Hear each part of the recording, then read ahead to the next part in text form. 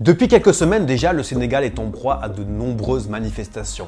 Alors c'est relativement particulier parce que le Sénégal a toujours été connu pour être un îlot de sécurité et de stabilité en Afrique de l'Ouest et pourtant, des manifestations d'une rare violence ont lieu à Dakar et dans d'autres villes du pays. Alors que se passe-t-il? Quelles sont les raisons derrière ces manifestations et quelles pourraient être les conséquences pour le Sénégal? C'est ce que nous allons voir aujourd'hui dans cette vidéo. Mais avant de commencer, faisons un peu d'histoire. Tout d'abord, le Sénégal, ancienne colonie française, a obtenu son indépendance en 1960.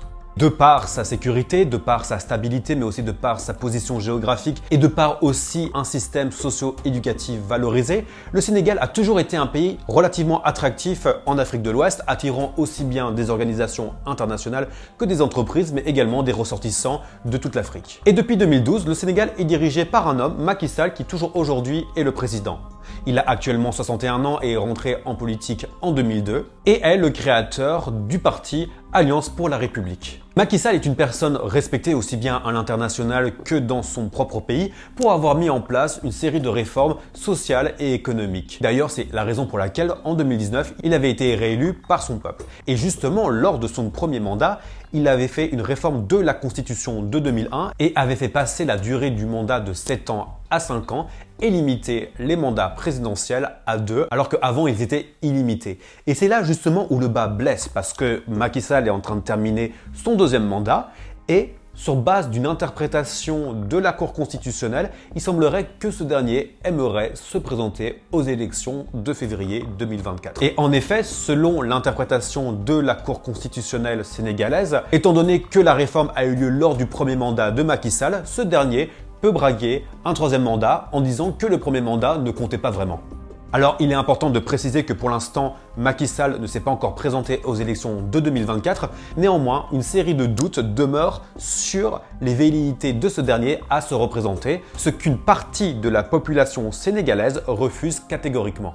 À Dakar, le discours est unanime, il faut que l'ancien président Macky Sall quitte le pouvoir.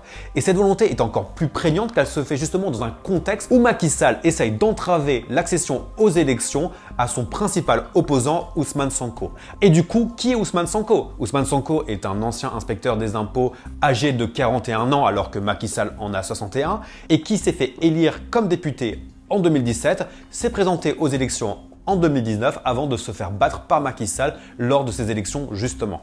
Aux yeux de ses partisans, Ousmane Sonko représente la lutte contre la corruption du gouvernement, la lutte contre l'ingérence étrangère et incarne une forme de renouveau du panafricanisme. Parce qu'en effet, Ousmane Sonko et son parti, le PASTEF, a pour ambition politique de changer la relation que a actuellement le gouvernement sénégalais avec la France et en particulier l'accaparement que la France, mais aussi d'autres puissances étrangères, ont sur les ressources sénégalaises. Il est important de préciser que le Sénégal regorge d'un nombre assez incalculable de ressources, mais que l'État, au bout du compte, n'en jouit que très peu et la population encore moins. Par exemple, le phosphate du Sénégal est pratiquement exclusivement exploité par une entreprise indienne, le zircon est exploité à 90% par une entreprise française Eramet et du coup il n'y a plus que 10% qui revient à l'État sénégalais. Il en est de même pour l'or. Par exemple, la plus grande mine du pays de Sabodawa Massawa appartient à 90% à Mining Endeavour qui est une entreprise canadienne. Il en est de même pour le gaz et le pétrole. En effet, en 2014-2016, d'importants gisements ont été trouvés. Et on était censé commencer cette année la production de gaz qui devait alimenter le pays et impacter positivement l'économie sénégalaise. Et pourtant, selon le site officiel du gouvernement du Sénégal, les activités d'exploration, de développement et de production exigent la participation de compagnies pétrolières internationales car elles seules, selon eux, maîtrisent la technologie et la gestion de ce genre de méga projets.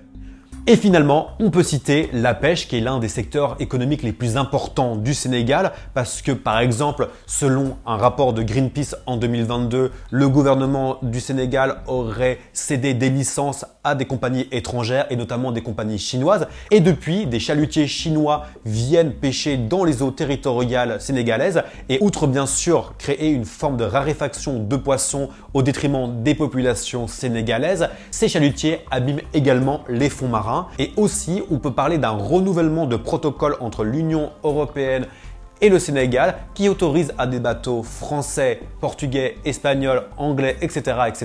à venir pêcher dans les eaux territoriales, créant encore plus de raréfaction de poissons au détriment, encore une fois, de la population sénégalaise. Et c'est sur ce constat que Ousmane Sonko espère pouvoir se faire élire lors des élections de 2024 en promettant aux Sénégalais de changer la relation que le gouvernement a avec les puissances étrangères et en gros en essayant de prioriser l'exploitation des ressources du Sénégal pour les Sénégalais. Cependant, plusieurs chefs d'accusation mettent en péril son éligibilité pour les élections de 2024. Par exemple, ce 8 mai, Ousmane Sonko a été condamné en appel à 6 mois de prison avec sursis pour diffamation contre la ministre du Tourisme sénégalais.